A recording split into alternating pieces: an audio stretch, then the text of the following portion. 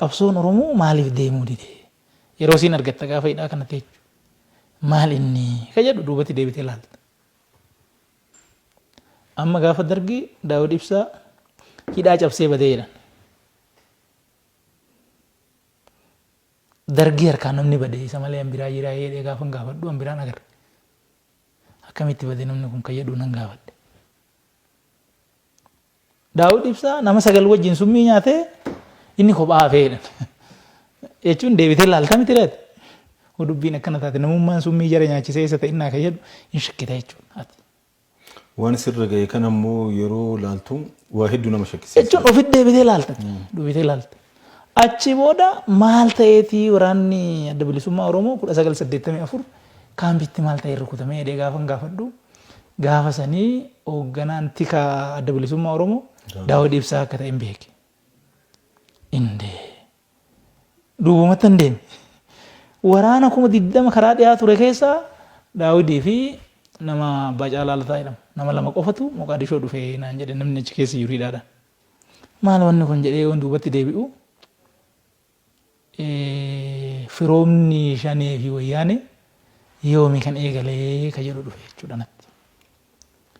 San qofa miti achitti hin fixxu. Gaafa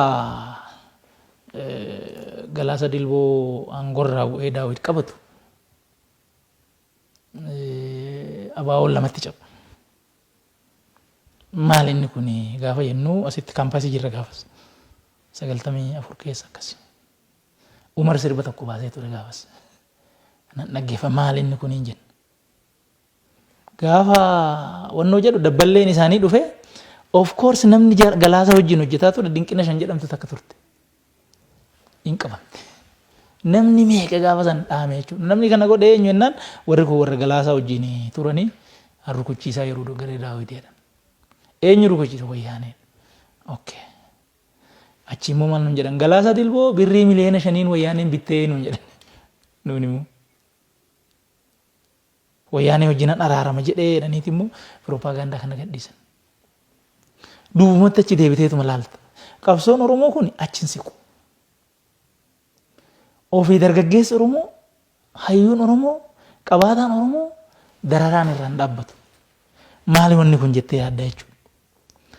Giraajuweelii yoo yaadaa dhufuu achi keessatti soon waan adda addaa laalu waliigalatti shaneef wayyaaneen tokko akka ta'e naa galee jechuudha.